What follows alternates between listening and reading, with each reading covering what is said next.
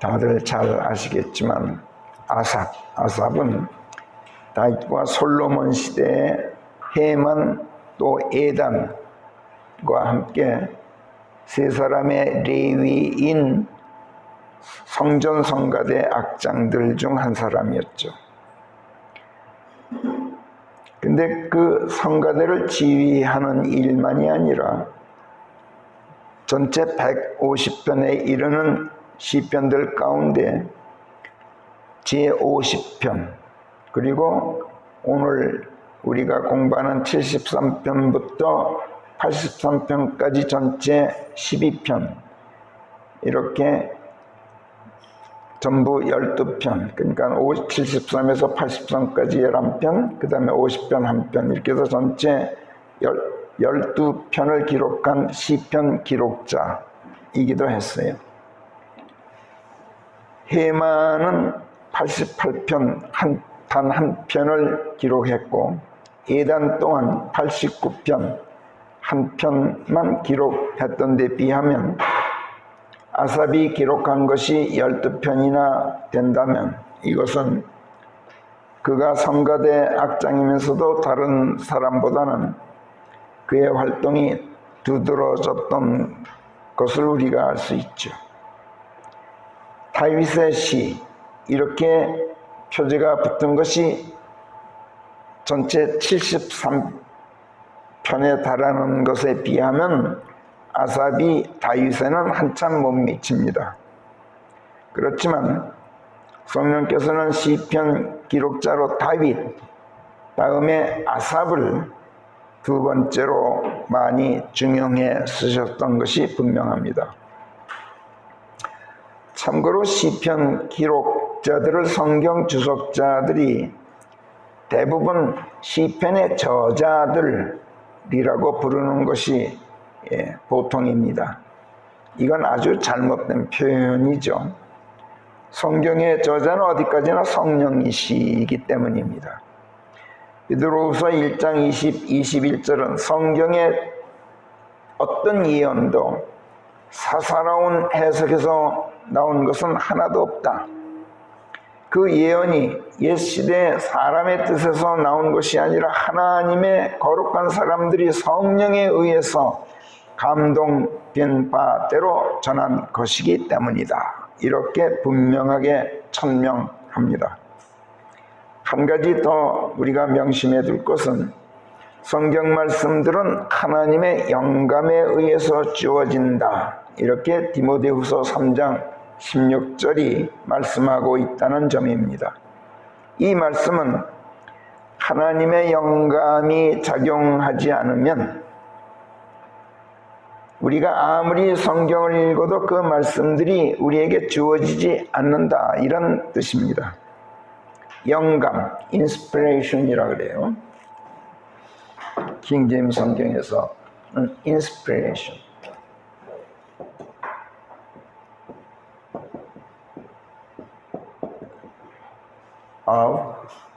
그러니까 하나님의 영감. 영감이 무엇일까요? 우리말 사전에 보니까 이렇게 되어 있어요. 신의 영묘한 감흥, 신의 계시를 받은 것 같은 느낌, 이런 식으로 되어 있어요. 그러나 성경적으로 정의하면은 이렇습니다. 하나님의 영, 즉 성령께서 우리 마음을 깨워주셔서 하나님의 영적 음성을 듣게 하고 하나님의 뜻을 이해하도록 해 주심으로써 하나님의 하나님과 우리가 영적으로 교감하고 영적으로 소통하게 해주는 것, 이걸 영감이라 그래요. 성경적으로 해석하면 그래요. 하나님의 영감, 이거는 하나님과 우리를 서로 연결해주는, 소통시켜주는 하나의 통로다, 이렇게 말할 수 있어요. 그래서 하나님께서 하나님의 영감에 의해서 하나님의 말씀이 주어진다, 이 말은 하나님께서 당신의 영으로 사람의 마음을 각성시켜줘서 깨워주셔서 하나님과 영적으로 교감하고 소통하는 가운데 당신의 음성을 듣게 하시고 그 음성 안에 담긴 당신의 생각을 헤아려 알게 해주신다, 이런 뜻입니다. 또 하나님께서는 당신의 영으로 사람의 마음을 깨워주신다. 이 말은 하나님께서 사람 안에 성령을 넣어주셔서 하나님의 일들을 사람의 눈과 귀로 보고 듣고 사람의 마음으로 깨닫는 게 아니라 하나님의 눈과 귀로 보고 듣고 하나님의 마음으로 깨닫게 해주신다, 이런 뜻이 됩니다. 그러니까 하나님의 일들은 하나님의 눈과 귀로 보고 듣고 하나님의 마음으로 이해해야지, 사람의 눈과 귀로 보고 듣고 사람의 마음으로는 그 안에 담긴 하나님의 뜻을 절대로 이해하지 못한다, 이런 뜻입니다. 성경 말씀들이 계시하는 하나님의 일들을 사람의 눈과 귀로 보고 듣고 사람의 마음으로 이해하게 되면 하나님과의 영적 교감이 이루어지지 않아서 하나님과 소통하지 못하는 가운데 사람의 생각, 사람의 감각으로만 이해하게 돼요. 그렇기 때문에 하나님의 일들을 바르게 이해하지 못하고 따라서 바르게 해석하지도 못하게 되죠. 대부분의 주석자들이 범하고 있는 실수가 바로 이런 데서 나오죠. 이렇게 되면 성경 말씀을 아무리 읽어도 그 말씀이 우리에게 주어지질 않아요.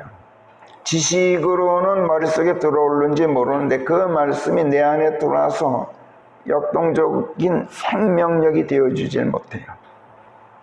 말씀이 내게 주어지지 않는다. 이 말씀은 말씀에 대한 지식은 생길지 몰라도 내 안에 생명으로 들어오지는 않는다, 이런 뜻입니다. 하나님의 권능으로 작용하지는 못한다, 이런 뜻입니다. 지식이 아무리 많으면 뭐합니까? 그 말씀은 살아 역사해서 역동적으로 활동해서 하나님의 권능으로 나타나야만 그 말씀을 내가 받은 것이 되죠. 그래서 모든 성경 말씀들은 오직 하나님의 영감에 의해서만 주어진다고 이렇게 디모데후서 3장 16절이 밝히고 있는 것인데, 이 말씀을 또 우리말 역본들이 이렇게 해놨어요. 모든 성경 기록은 하나님의 영감으로 주신 것이다, 또는 모든 성경은 하나님의 영감으로 주어진 것이다, 또는 모든 성경은 하나님의 감동으로 된 것이다, 이런 식으로 하나님의 영감으로 쓰였다, 이렇게 해놨어요. 이건 오역입니다. 왜 그러냐면 성경 말씀은 was given by the inspiration of God이 아니라, 본문이 그렇지가, 또는 성경 말씀들은 have been given, 이것도 아니라 is given이에요. The scripture is given 이렇게 돼 있어요. 주어진다 이렇게 돼 있지 주어졌다가 아니에요. 지금 우리가 가지고 있는 이 성경은 이렇게 해서 쓰였다가 아니란 말이야. 여기 있는 성경에 들어있는 말씀들은 하나님의 영감에 의해서만 우리에게 is given, 주어진다, 이런 뜻이야. 간단한 거예요. 근데 그 사람들이 왜 그렇게 번역을 해놓냐 하면은 하나님의 말씀을 받지 못해서 그래요. 지식으로는 아는데. 그러니까 잘못된 해석이 나오게 돼 있어요.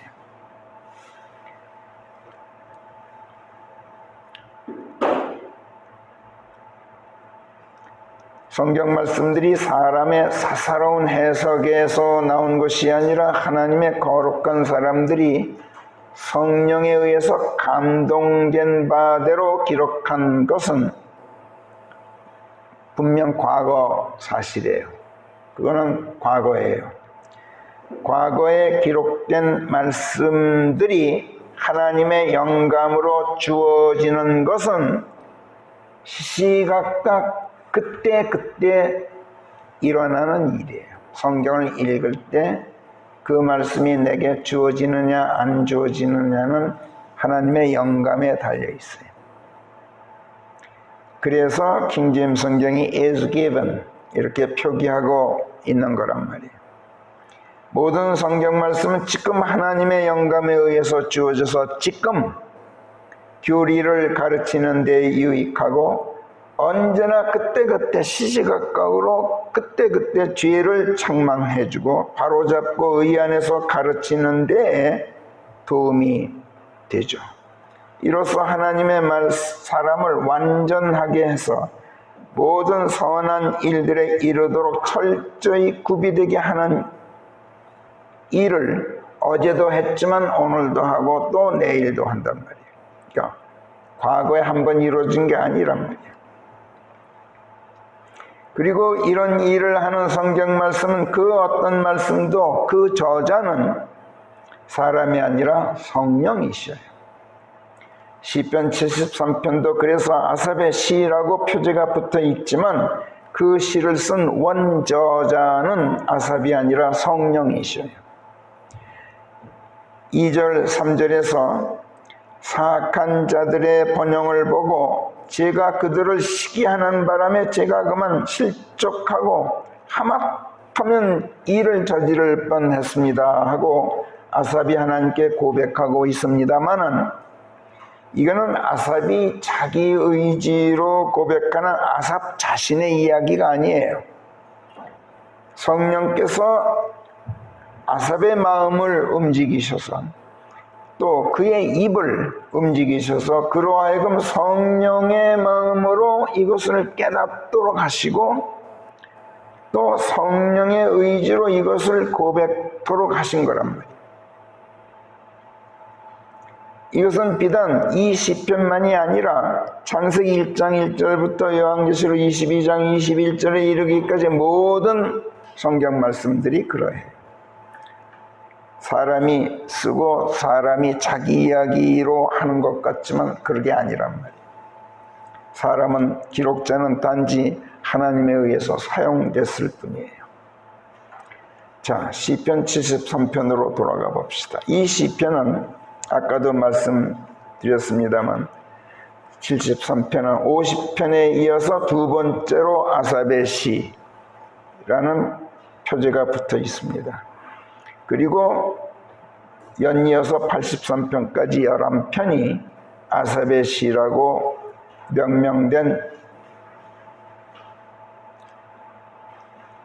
시편, 이렇게 해서 12편이 되죠.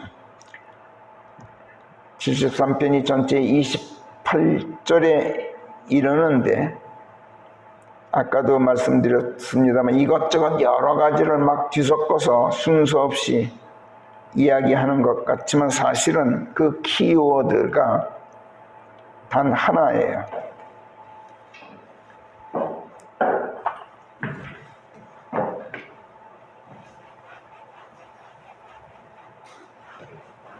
키워드가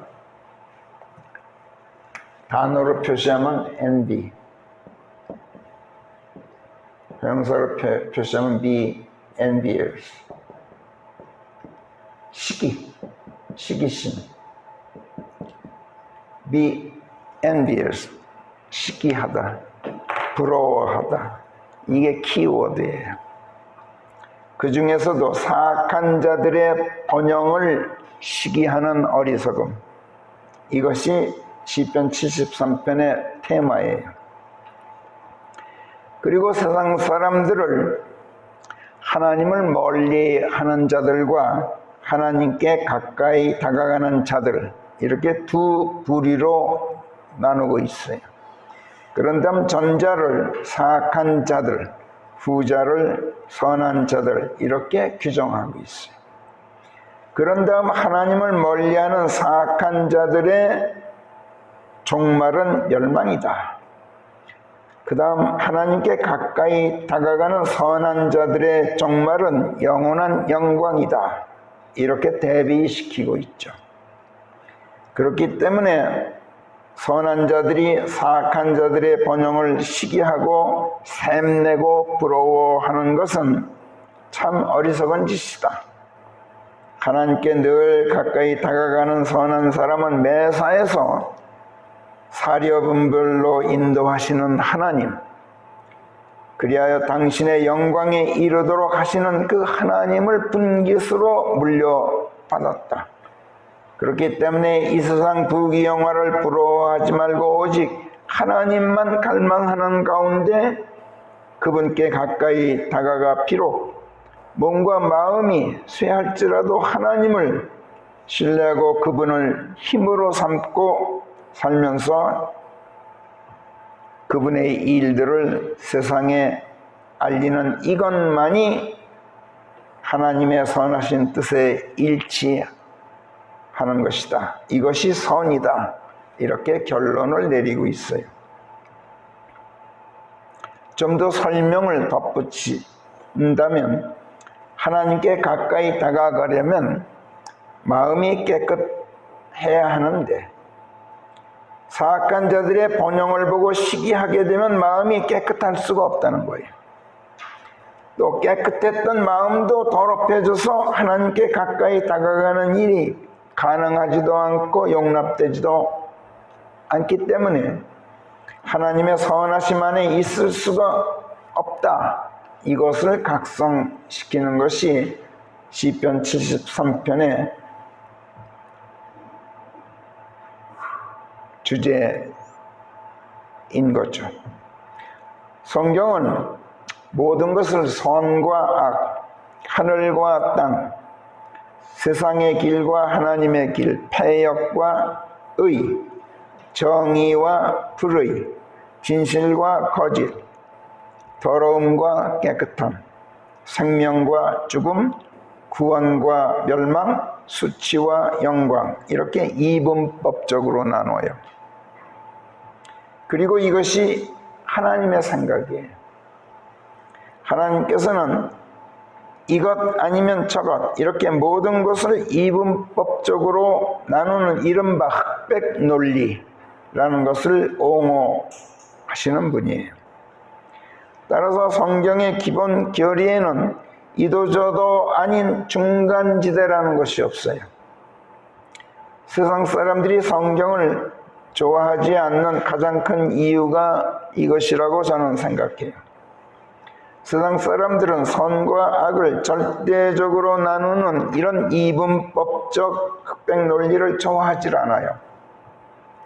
특히 현대인들이 그러한데 이 시대 사람들은 모든 것을 상대적 관점으로 보기를 좋아해요. 이것 아니면 저것을 고집하면 세상 사람들은 고지식하다, 융통성이 없다, 답답하다, 꽉 막혔다, 말이 통하지 않는다, 이렇게 흉을 보고 비난을 해요. 세상 사람들은 선악은 물론이고 심지어 진실과 거짓도 절대적인 위치에 놓기를 거부해요. 그들의 생각으로는 선이 악이 될 수도 있다. 또 악이 선이 될 수도 있다. 이런 논리로 진실도 거짓으로 변할 수 있고 거짓도 진실로 바뀔 수 있다는 생각이에요. 또 진실도 선도 사람에 따라서는 악일 수 있고 거짓일 수 있다. 시대에 따라서도 달라지고 장소에 따라서 지역에 따라서도 달라진다. 이렇게 상대적으로 생각한단 말이에요. 심지어 진실도 거짓도 아닌 것이 있을 수도 있다. 이렇게 생각해요. 예컨대 세상에는 흑과 백만이 있는 게 아니라 흑도 아니고 백도 아닌 회색도 있지 않느냐, 이런 논리예요. 또 옛날에는 예를 들면 남녀 유별이 선이었는데 지금은 거꾸로 남녀 유별이 악이 아니냐 이렇게 변명을 해요. 지금은 남녀 평등이 선이지 남녀 유별은 악이다. 이런 논리예요. 옛날에는 지구가 평평하다는 것이 진리였지만 지금은 거짓이 되고 말았지 않느냐.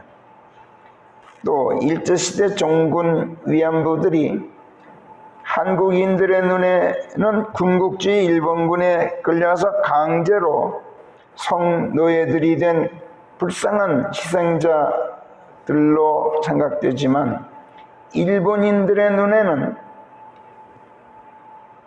자기 자의로 나서서 몸을 판 창녀들에 지나지 않지 않느냐.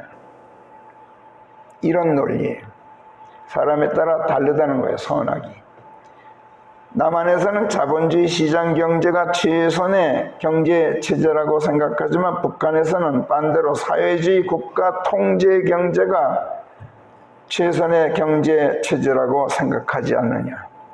이런 식으로 현대인들은 선악이 시대에 따라 변하고 진실과 거짓이 사람들의 관점에 따라 달라지는 여러 가지 사례들을 근거로 대요. 그럴싸한 변명을 하는 거죠. 그리고 상대주의를 내세우고 이분법적 절대주의를 배격하는 겁니다. 내 눈에는 검게 보여도 내 눈에는 희게 보이는데 왜 나더러 그걸 검다고 생각하도록 강요하는 것이냐.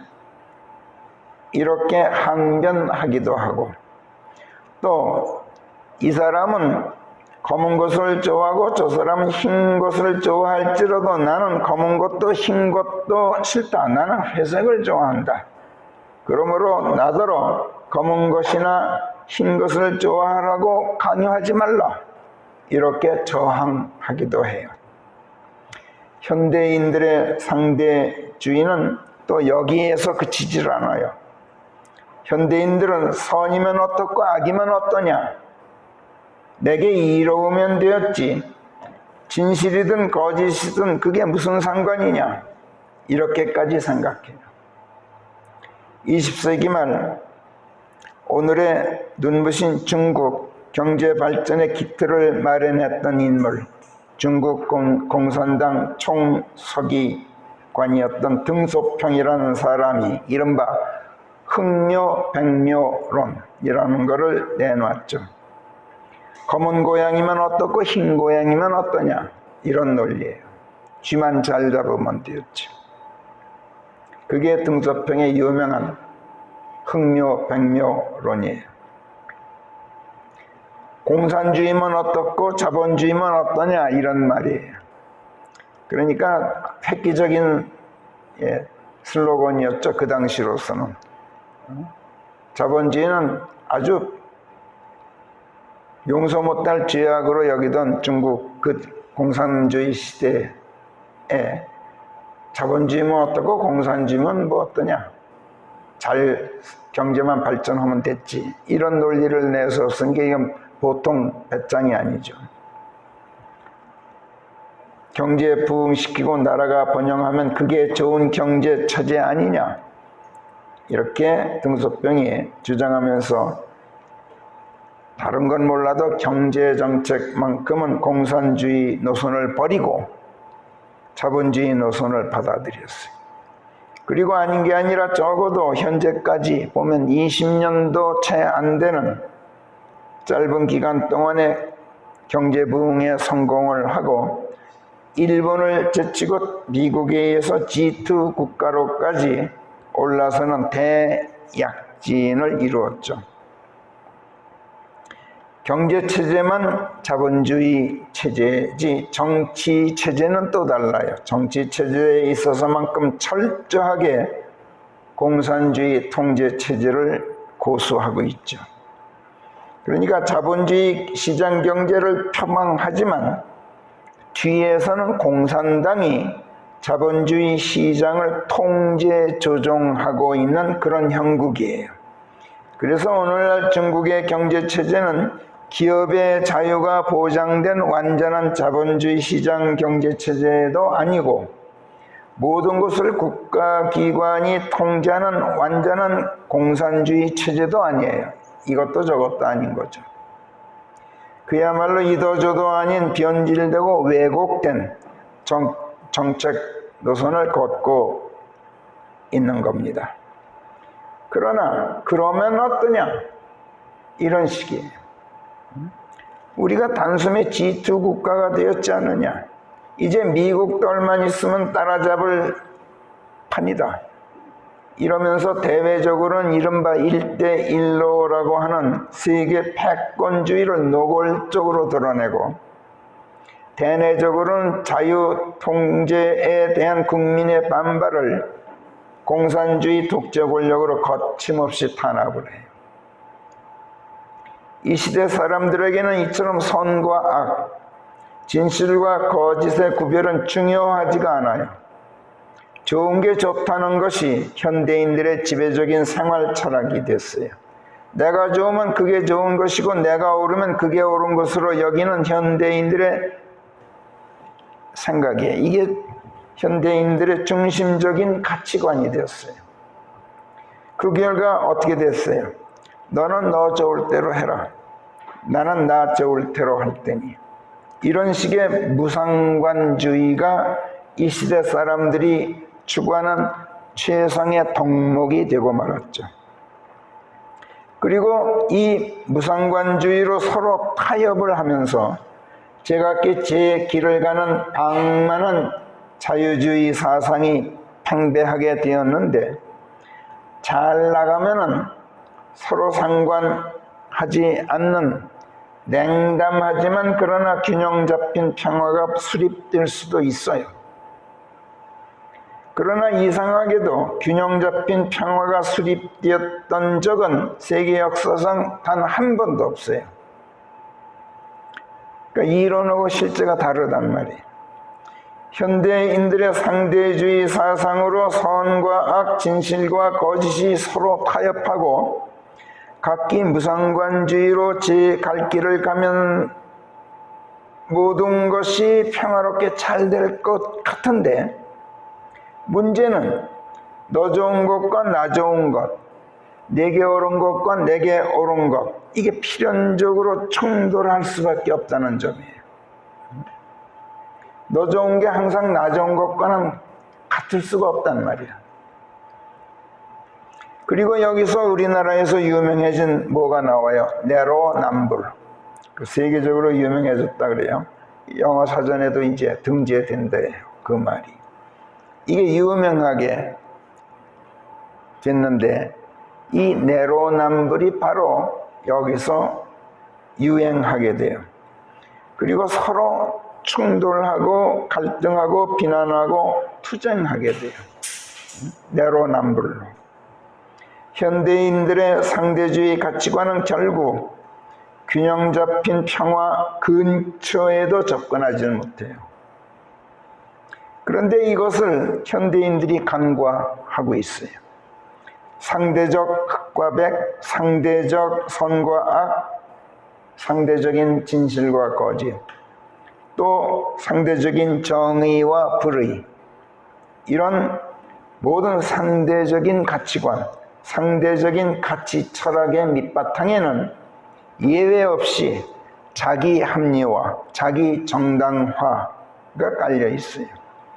자기 중심주의가 그 밑바탕이에요.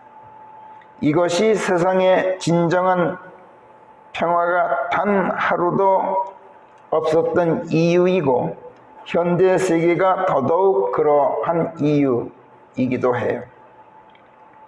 평화가 있어도 세상이 말하는 평화는 평화가 아니에요. 세상이 말하는 평화는 어떤 유형이라도 타인에 대한 억압과 약탈 위에 서 있는 평화이기 때문에 그래요. 또 타인의 희생 위에 세워진 기만적이고 불공정하고 정의롭지 못한 평화예요. 이것은 평화가 아니에요. 상대적인 선악관, 진실과 거짓에 대한 상대적인 관점, 또 상대적인 가치관, 여기에 기반한 타협주의는 절대로 정의일 수가 없어요. 절대로 정의가 아니면 절대로 평화를 구축하지 못해요. 그런데 현대인들은 이것을 최고의 가치로 추구하고 이분법적 흑백 논리를 싫어하고 배격하는 것인데, 그 연장선상에서 성경을 배척하게 되죠. 현대인들은 자기 기만 속에서 스스로를 속이고 살고 있어요. 그러다가 어떻게 돼요? 멸망하죠. 성경이 인간을 어리석다고 말씀하는 이유예요. 하나님께서는 세상에 이런 상대주의를 아주 혐오하셔요. 하나님께서는 이분법적 흑백론자셔요. 흑묘 백묘론 같은 것은 하나님 앞에서는 절대로 정당화될 수가 없어요. 하나님께서는 아무리 쥐를 잘 잡아도 선한 고양이가 아니면 미워하셔요. 검은 고양이가 됐든 흰 고양이가 됐든 선한 고양이가 아니면 하나님께서는 증오하셔요. 요한계시록 3장에서 신실하고 진실한 증인이요 하나님의 창조의 시작인 아멘이라고 하나님께서 당신 자신을 스스로 지칭하시면서 예수께서 이 시대의 교회를 예표하는 라오디게아 교회에 보내는 메시지 속에 하나님의 이 생각이 여실히 나타나 있죠. 요한계시록 3장 14절부터 16절까지 우리 한번 같이 읽어봐요. 시작. 라오디게아 사람들의 교회 천사들에게 쓸지니라. 신실하고 진실한 증인이요 하나님의 창조의 시작인 아멘이 이런 사실들을 말하노라. 네가 해놓은 일들을 내가 아나니 네가 차지도 않고 뜨겁지도 않다는 것인즉 나는 네가 차든지 아니면 뜨겁든지 하였으면 좋겠노라. 네가 그같이 미지근하여 차지도 뜨겁지도 않으니 내가 너를 내 입에서 토해내고 싶도다. 얼마나 철저한 흑백 논리입니까? 차든지 뜨겁든지 해라. 미지근해서 내가 아주 토해내고 싶다. 여기서 예수께서 당신 자신을 걸어 신실하고 진실한 증인이요 하나님의 창조의 시작인 아멘이시라고 스스로 지칭하시는 이 말씀은 당신께서 만물 만인을 만드신 창조자이시기 때문에 만물 만인을 속속들이 다 알고 계시는지라 무엇이 인간에게 정말로 이롭고 득이 되는지, 인간에게 정말로 이롭고 득이 되는 것을 주가 바라시는 주기 바라시는 잘 알기 때문에 이것이 가장 이롭다, 가장 득이 된다는 걸 알기 때문에 그걸 주기 바라시는 당신 자신의 또 참다운 뜻이 무엇이고 그 계획이 무엇인지를 진실하게 가르쳐주고 믿을 수 있게 증언하시는 분이다, 이런 뜻이에요. 그런 가운데 인간에게 해를 끼치는 거짓되고 부정적인 것을 배격하고 인간을 이롭게 하는데 절대로 옳은 긍정적인 진실만을 제시하고 말씀하는 진리이신 신실하신 하나님이다, 이런 뜻이에요. 아멘. 아멘은 여러분들 뭐 잘 아시지만 원래 아멘이 무슨 뜻이냐면은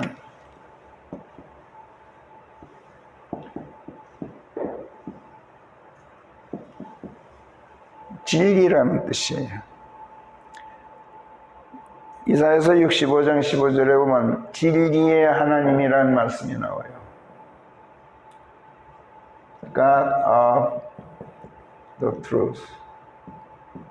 진리의 하나님. 히브리어 원문에 보니까 God of 아멘이에요. 아멘의 하나님이에요. 이걸 킹제임스 성경이 이제 옮기기를 진리의 하나님, 진실하신 하나님이란 뜻이란 말이에요. 아멘은 진리, 진실, 또 신실 이런 뜻이에요. 진실일 뿐만 아니라 시대의 변천에도 변함이 없고 사람이 달라도 차이가 없고 때와 장소가 달라도 똑같이 적용되는 진리이기 때문에 모든 시대, 모든 곳, 모든 사람들에게 이롭고 모든 사람이 믿고 신뢰할 수 있을 만큼 신실해서 누가 뭐라고 해도 yes 이렇게 말할 수밖에 없는 것, 누구도 no라고 하지 못하는 것, 누구라도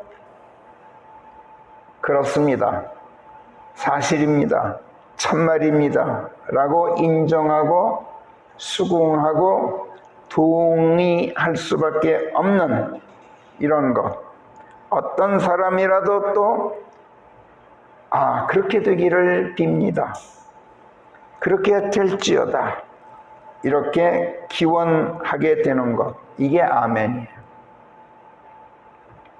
하나님께서는 아멘의 하나님이셔요. 그래서 아멘의 하나님이란 진실하신 하나님, 진리의 하나님, 신실하신 하나님 이런 뜻이란 말이에요. 하나님께서는 진리 그 자체이시기 때문에 변함이 없어요. 변함이 없는 것을 다른 말로 성경이 뭐라 그러면 신실하다, 영원하다, 영구하다, 영속하다 한다. 썩지 않는다, 죽지 않는다 이런 식으로 말하죠. 하나님께서 변함이 없이 참되시고 신실하시고 영원하시고 영구하시고 영구하시고 또 썩지 않으시고 죽지 않으시는 하나님이신 것은 그분께서 아멘이시기 때문에 그래요. 그분께서 신실하고 진실하신 진리 그 자체이시기 때문에 그래요. 영안에서 하늘로 들려 올라가서 예수님을 배웠던 사도 요한이 요한계시록 19장 11절에서 이렇게 증언하고 있어요. 제가 읽을게요. 내가 또 하늘이 열리는 것을 보았나니 보라, 한 마리 큰 흰말이라. 그리고 그 위에 앉으신 분께서 신실하고 진실하시다라고 일컬어지셨으니, 이걸 다른 말로 하면 아멘이라 일컬어지셨으니 이런 뜻이란 말이에요. 그분께서는 의로 심판하고 전쟁을 하시는 분이라 이렇게 돼 있어요. 예수께서 라오디게아 교회 사람들, 즉 현대 교회 사람들이 차든지 아니면 뜨겁든지를 바라고 계셔요. 하나님께서는 이도저도 아닌 미지근한 것을 싫어하셔요. 노골적으로 표현하셨어요. 아까 우리가 읽었듯이.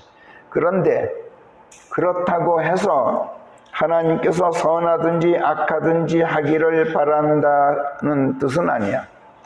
차든지 뜨겁든지 하라. 그러면 선하든지 악하든지 하라. 이런 뜻은 아니란 말이에요. 하나님께서는 오직 선하기만을 바라시고 악한 것은 미워하셔요. 그리고 선하지도 않고 악하지도 않은 어정쩡한 것의 존재는 인정하지를 않으셔요. 그건 아예 없는 거예요. 선 아니면 악이 있지, 선도 아니고 악도 아닌 이건 있지도 않다, 이런 생각이에요. 무엇이든지 하나님의 눈에는 선하지 않으면 악해. 이도저도 아닌 것은 없어요. 하나님께서는 또 차든지 아니면 뜨겁든지 하기를 바라신다고 아까 말씀했는데, 그렇다고 해서 사람들이 진실하든지 아니면 거짓되기를 바라신다 이런 뜻이 아니에요. 하나님께서는 모든 사람이 진실하기만을 바라셔요. 그리고 진실하지도 않고 거짓되지도 않은 어정쩡한 중간 존재는 있지도 않은 것으로 보고 계셔요. 인정하지 않으셔요. 하나님 앞에서는 무엇이든지 진실이 아니면 거짓이지 이도저도 아닌 것이 없단 말이에요. 이처럼 하나님께서는 모든 것을 이분법적으로 나누시고 선한 것은 절대로 선하고 악한 것은 어느 경우에도 악해. 참된 것은 어느 상황에서도 참되고 거짓된 것은 뭐라고 변명해도 거짓으로 판결하셔요.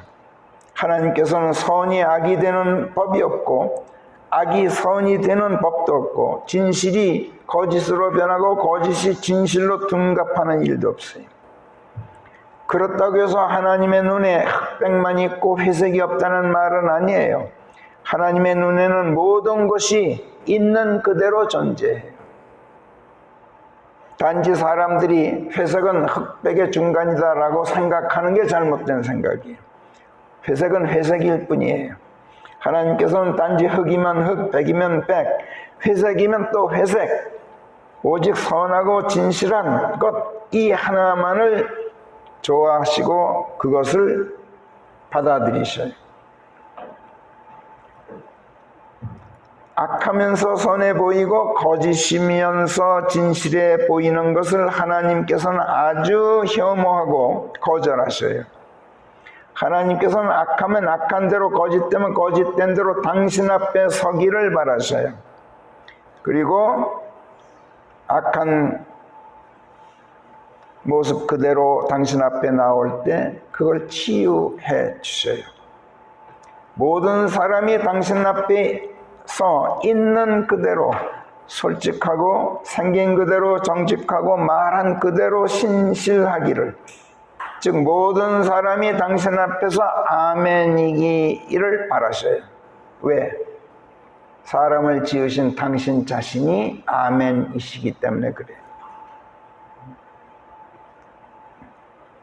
이것이 내가 있는 그대로 이것이 저입니다 라고 하나님 앞에 설 때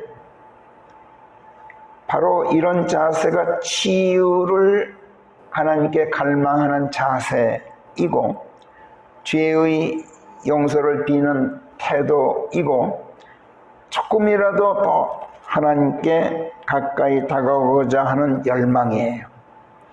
또 하나님을 갈망하는 마음가짐이란 말이에요. 그래서 하나님께서는 그거를 받아들이시고 사랑하셔요. 하나님께서 모든 사람이 아멘이시기를 바라시는 이유, 당신 자신이 아멘이시기 때문에.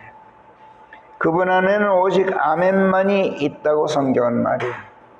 하나님 안에는 오직 아멘만이 있다. 이 말은 하나님께서 이렇다 하시면 반드시 이렇고 저렇다 하시면 반드시 저러 하시고, 속마음이 하나님의 속 생각이 그러하면 그분의 말씀도 반드시 그러하고, 말씀이 이러하면 그분의 생각도 반드시 이러하기 때문에 겉다르고 속다른 게 없어요, 하나님께서. 그래서 아멘이에요, 그게.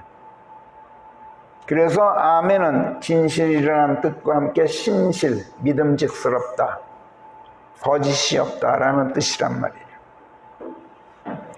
이 땅에 찾아오셨던 하나님의 아들 예수님, 공생애를 시작하시면서 첫 활동으로 하신 일이 뭐죠? 산상설교를 하셨던 일이에요.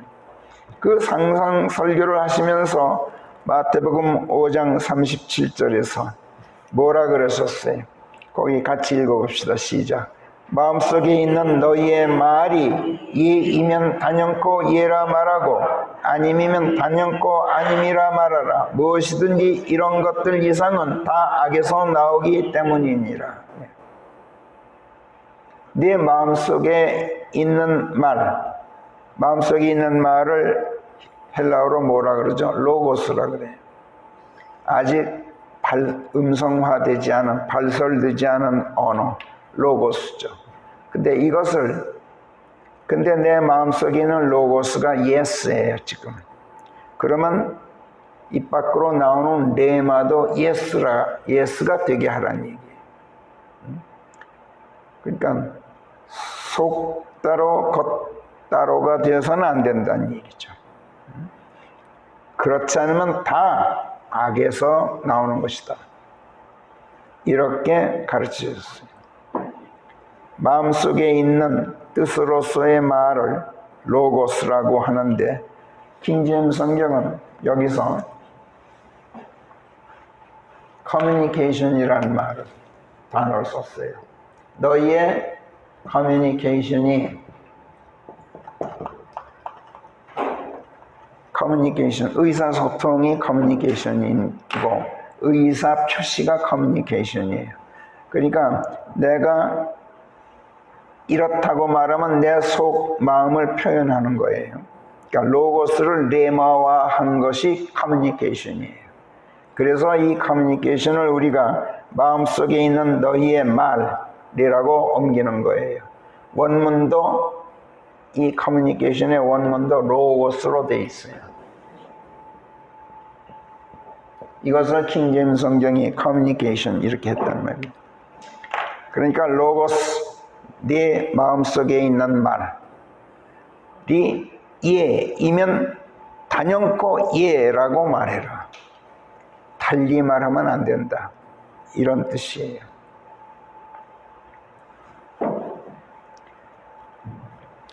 그러니까 그냥 말하고 커뮤니케이션하고는 좀 틀려요. 원문을 보면 그런 걸 알 수 있어요. 커뮤니케이션을 영어 사전 찾아봐도 그런 로고스라는 의미를 담고 있는 정의가 나와 있어요.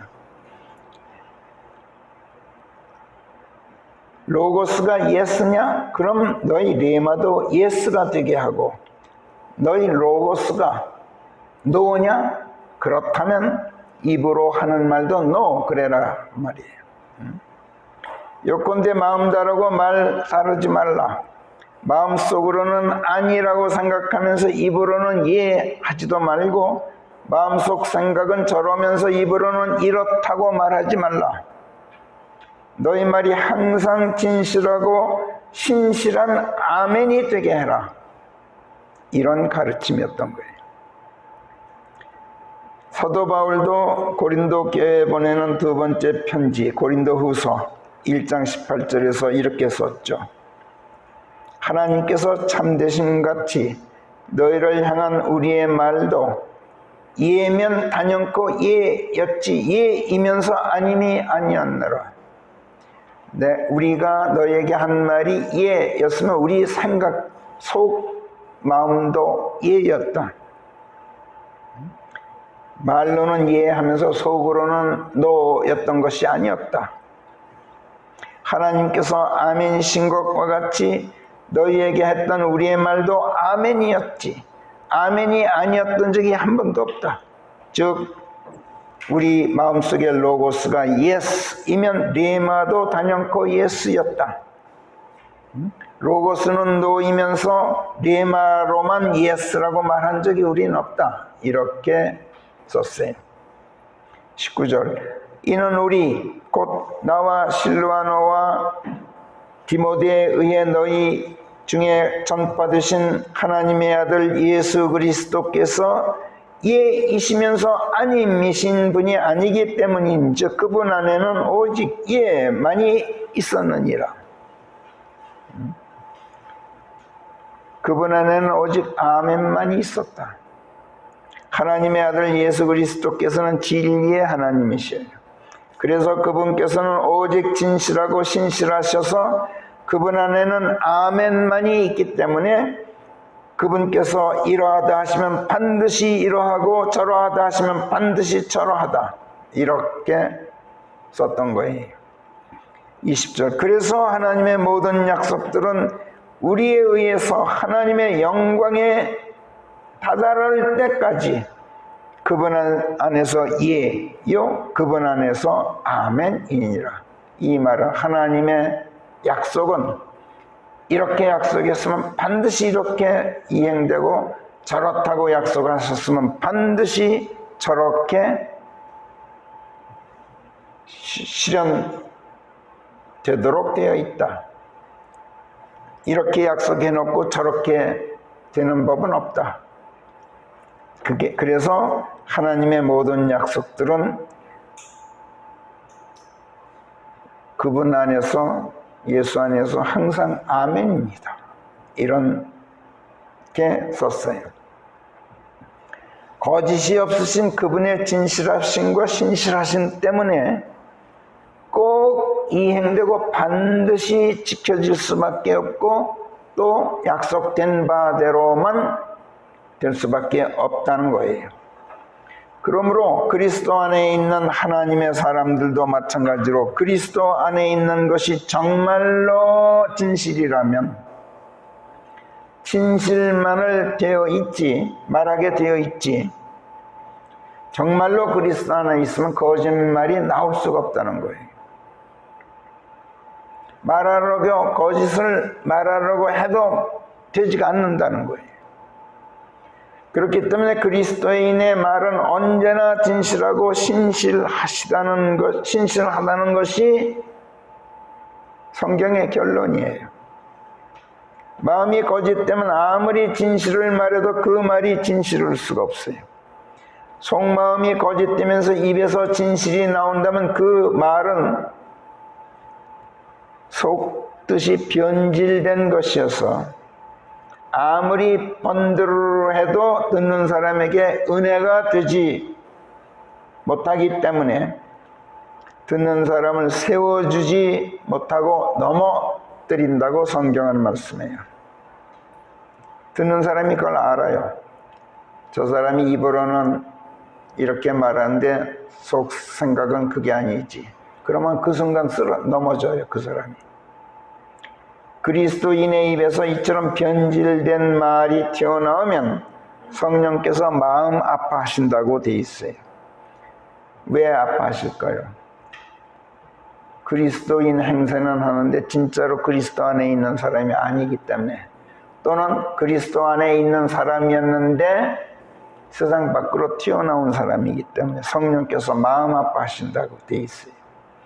그러므로 애당초 마음속에 내가 하는 말이 늘 아멘이려면 애당초 마음속에 도끼를 품지 말아야 돼. 모든 진노, 모든 분노, 모든 비방, 시기 이런 것을 뱉어내는 악의 그 자체가 내 마음속에서 떠나가게 하라고 성경이 종용하고 있어요. 에베소서 4장 29, 30절에서 이렇게 성령께서 바울의 입으로 말씀하죠. 너 입에서 속뜻이 변질된 말이 나오지 않도록 하고 오직 세워주기에 유용하게 쓸 수 있는 선한 것이 나오게 하여 그것이 듣는 사람들에게 은혜를 베풀 수 있도록 하여라.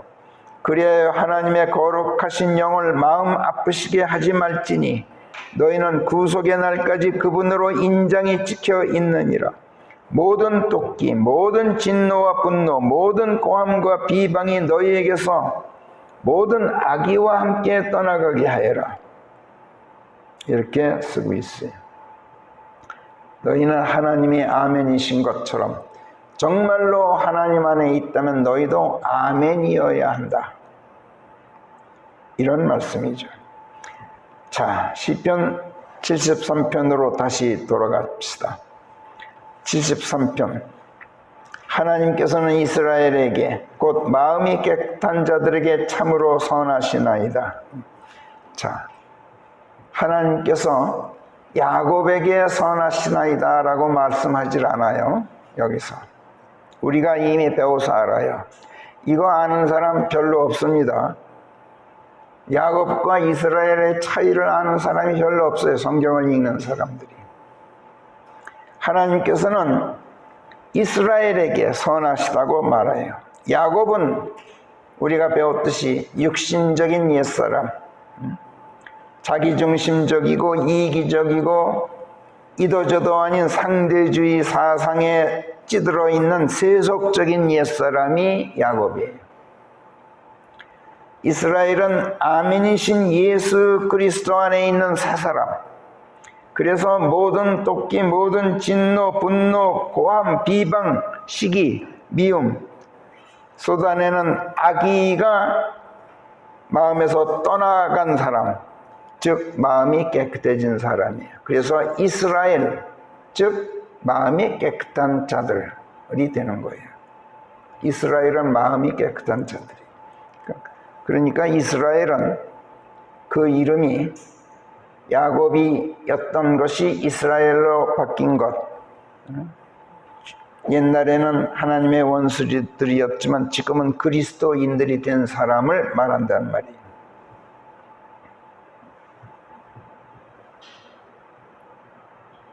하나님께서는 이미 말씀드렸듯이 당신 자신이 아멘이시기 때문에 사람도 아멘이신 예수 그리스도 안에서 아멘이 된 사람, 즉 마음이 깨끗한 사람에게 선하시다는 것이 1절 말씀의 의미예요. 2절, 그러나 저로 말씀드리건대 하마터면, 지금 이제 한 구절씩 우리가 이제 보는 건데 아까 말씀드렸듯이 순서가 막 뒤죽박죽이 돼 있어요. 이 말 했다 저 말 했다. 그래서 막 어지러운데 이제 그걸 잘 짚어나갈 테니까 여러분들 부지런히 따라오셔야 돼요. 저로 말씀드리건대 하마터면 제 발이 일낼 뻔하였나니 제 발걸음이 미끄러지기 일보 직전이었나이다. 3절, 이는 제가 사악한 자들의 번영을 보고 그때 제가 그 어리석은 자들을 시기하였음이옵니다.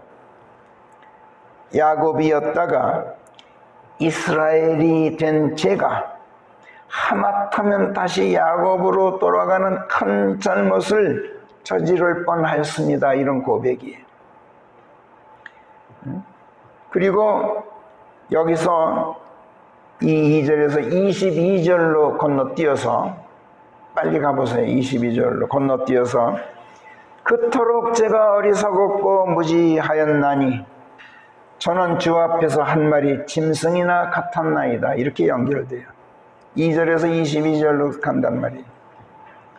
그러니까 이 맥을 못 잡으면 막 그냥 중구난방 순서가 뒤죽박죽이 된 것처럼 돼 있어요. 그런데 이 시편 기자의 마음속은 아주 한결같이 질서 정연한데 말만 그렇게 된 거예요.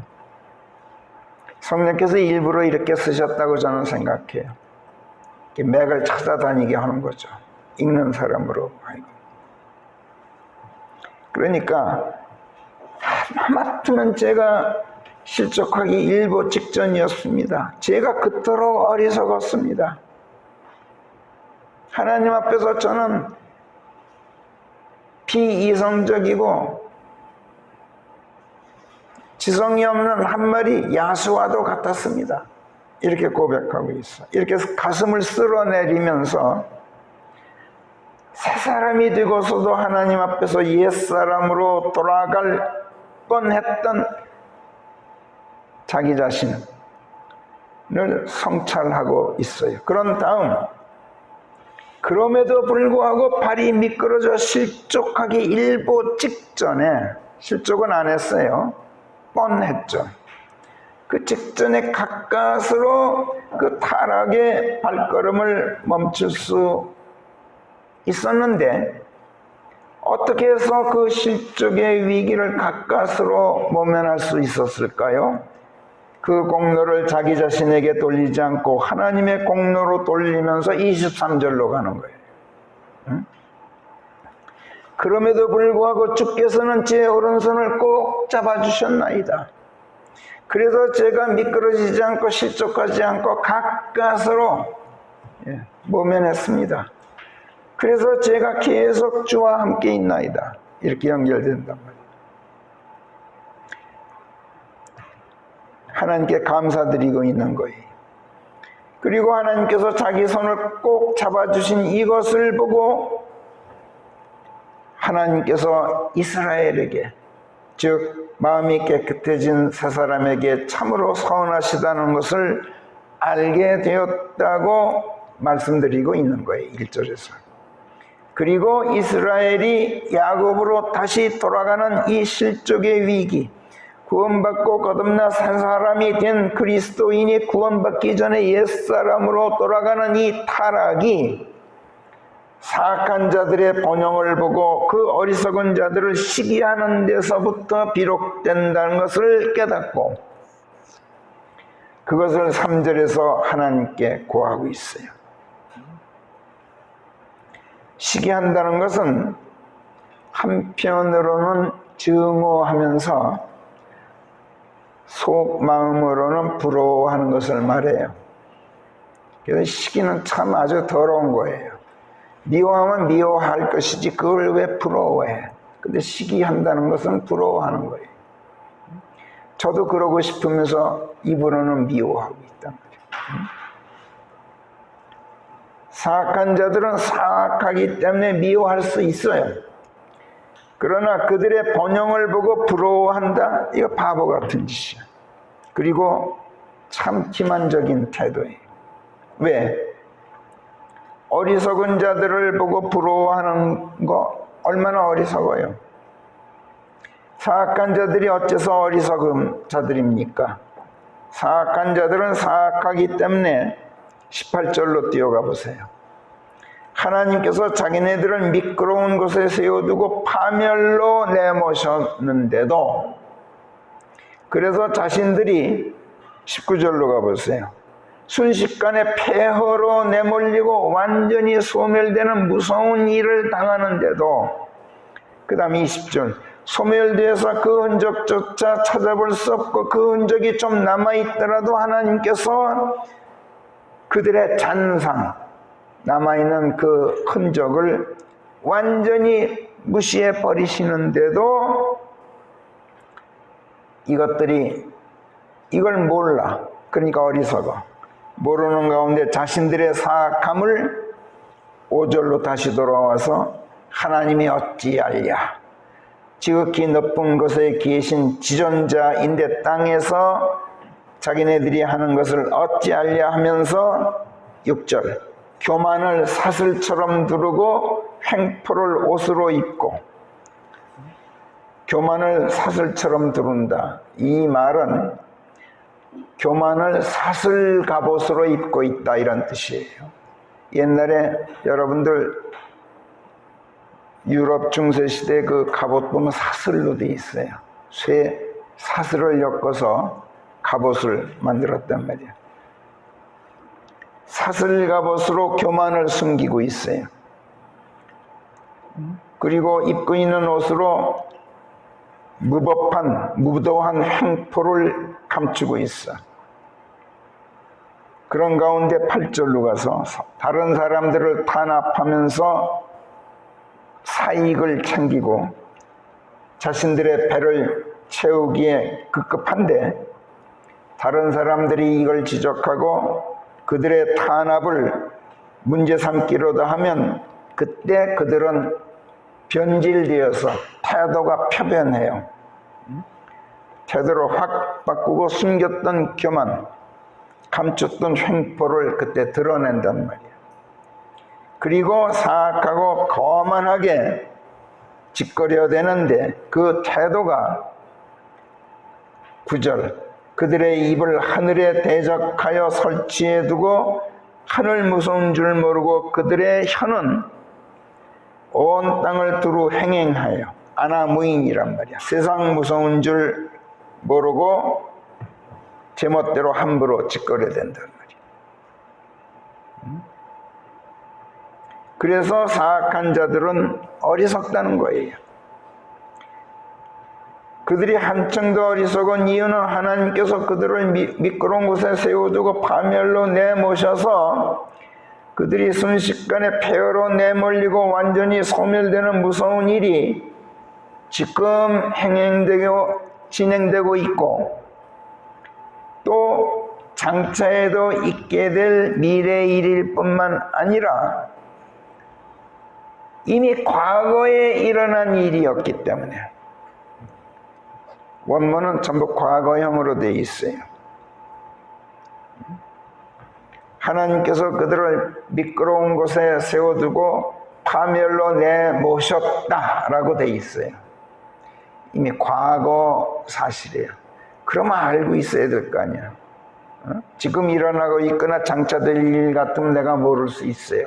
그러나 어저께 있었던 일이면 내가 알아야 되잖아요. 근데 모르고 있어요. 그러니까 어리석단 말이에요. 18절로 가서 틀림없이 주께서는 그들을 미끄러운 곳에 세워두셨나니, 과거죠. 주께서는 그들을 파멸로 내모셨나이다. 과거죠.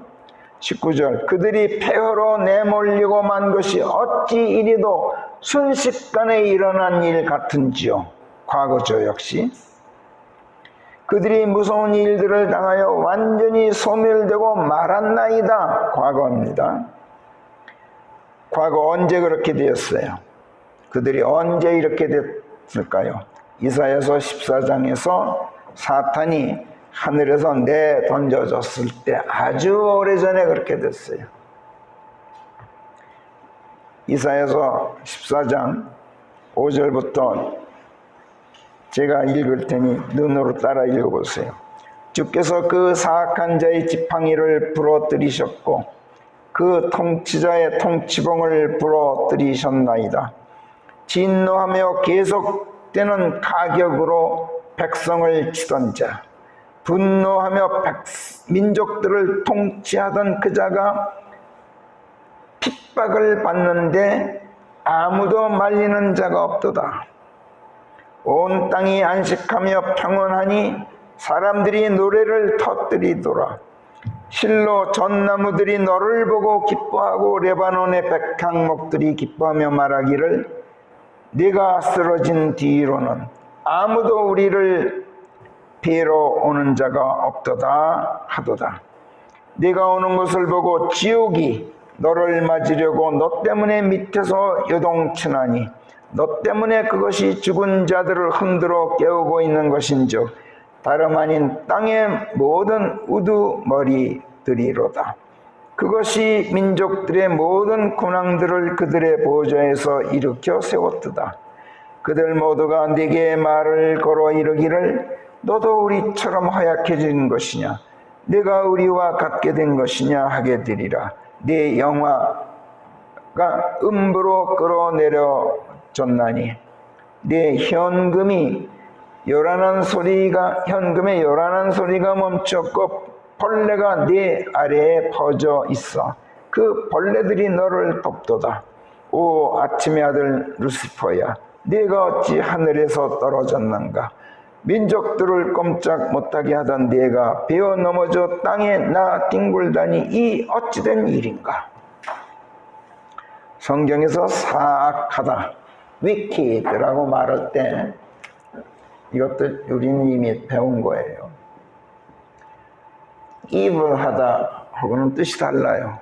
그냥 악하다와 사악하다는 틀려요. 그냥 악하다는 사람들 이 세상에서 그냥 나쁜 걸 말하지만 사악하다는 반드시 마귀에게서 비롯되어 나온 악을 말해요. 성경에서. 악해도 마귀처럼 악하고 사탄만큼 악하다 이런 뜻이에요. wicked 그럼 사악하다라는 말은. 따라서 성경에서 사악한 자들 이렇게 말하면 그냥 악한 자들이 아니라 사탄의 자식들로서 악하다는 뜻이에요.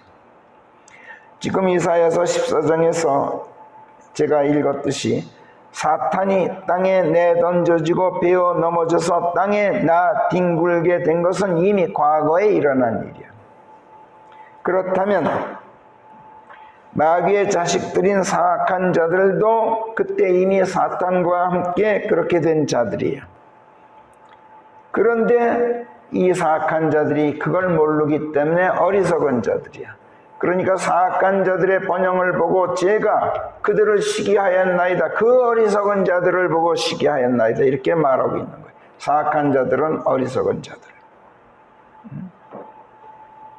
그렇다면 그토록 어리석은 자들을 시기하고 부러워하는 것은 또 얼마나 어리석을까요? 그래서 22절에서 그토록 제가 어리석었습니다. 제가 그토록 무지하였습니다. 제가 하나님 앞에서 한 마리 짐승이나 같았습니다. 이렇게 탄식하고 있는 거예요. 구원받고 새 사람으로 거듭나 하나님의 자녀가 되었다고 자부하는 우리 그리스도인이 어쩌다가 이렇게 어리석게 되어서 타락하고 옛사람으로 돌아가는 실족을 범하게 될까요? 번영을 누리는 사악한 자들에 대한 시기심, 거기서 시작돼요. 세상의 물질적 영화에 대한 부러움이 생기기 때문에 그렇게 된단 말이에요. 그들이 마귀의 자식들이어서 사악한데도 내가 보기엔 마귀의 자식들이야. 사악한 자들이야. 그런데 4절 보세요. 그들이 죽을 때 보면 그들에게 굴레가 씌워지지 않고 그들의 세가 권세가 굳건하기만 해. 얼마 전 우리가 봤죠. 서울시장을 지낸 박아무개 참 부끄러운 짓하고 목매달아 죽었는데도 이 나라의 권력자들이 그에게 부끄러운 굴레를 씌우질 않았죠. 그 사람 죽어서도 굴레가 씌워지질 않았어. 도리어 서울특별시장으로 장례를 치러주고 그 굳건한 세를 과시해 줬어요. 그렇죠? 우리가 봤잖아요. 지금 그걸 말하고 있어요. 이걸 보고 얼마나 많은 그리스도인들이 기가 막혀서 속이 뒤집혔나요? 그런 나머지 그들의 번영을 또 얼마나 시기했던가. 저도 그랬어요. 그 다음 5절. 그들은 다른 사람처럼 고난당하지도 않아요. 그들은 다른 사람처럼 괴롭힘 당하지도 않아요. 고난당하고 괴롭힘 당하기는커녕 대통령도 지내고 국회의원도 지내고 장관이 되어서 떵떵거리더니 그것도 모자라 요즘 보니까 대통령 되겠다고 백성 앞에서 당당하게 출마 선언을 해대요. 7절. 정말이지 그들은 마음이 바랄 수 있는 것 이상으로 많이 가지고 있어. 아닌 게 아니라 그들의 두 눈은 비계 덩어리로 붉어져 있어서 하나님이 보이질 않아. 다른 사람들도 세상에 있는 다른 모든 사람들이 아나무이냐. 거울에 비친 자기 자신도 보이지가 않아. 비계가 껴서 눈에. 8절. 그들의 말을 들어봅시다. 얼마나 변질되어 있습니까? 이 변질됐다는 말을 킹제임스는 corrupt라는 말을 써요. corrupt. 썩었다라는 뜻인데 썩은 게 뭐예요? 변질된 게. 음식이 변질되면 그게 썩은 거 아니에요? 그죠? 그래서 성경 말씀을 corrupt했다라고 했을 때 우리는 변조했다 이렇게 번역을 하지 부패했다 이렇게 번역을 안 해요. 성경 말씀은 부패할래 부패할 수가 없어요. 변질될 수는 있어요. 사람이 바꿀 수는 있단 말이야.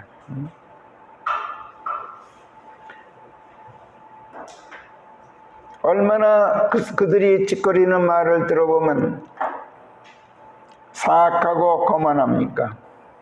9절. 그들이 짓거리며 온 땅을 행행하는 소리 들어보면 정말이지 그들은 그들의 입을 하늘에 대적해 설치해 두고 있는 걸 우리가 알 수 있어요. 12절. 그들은 또 권력을 이용해서 부동산 투기다 뭐다 하면서 얼마나 부를 늘리면서 번영하고 있습니까? 그들은 신성도 없는데 그같이 복이 터지고 있어. 이걸 보면 아무리 내가 그리스도인이더라도 세민하고 부러운 나머지 나도 저들 이상으로 그렇게 되고 싶다는 욕망에 사로잡힐 위험이 있어요. 그러다가 문득 정신을 차렸어요. 그런즉 앞불사 13절로 가서 내가 지금껏 그리스도인임네 하고 마음을 깨끗이 해오고 결백하려고 손을 씻어온 것이 이거 전부 허사였구나.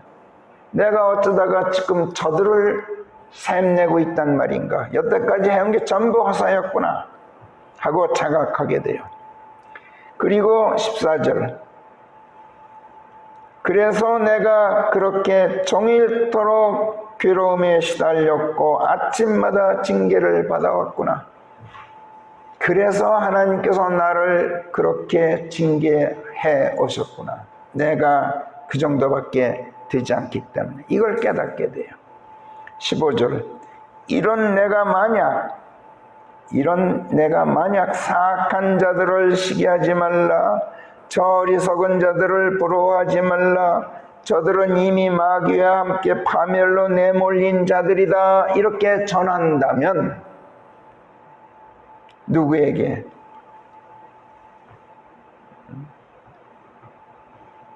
하나님의 자녀들에 속한 세대들에게 이렇게 전한다면 이 얼마나 위선적이에요.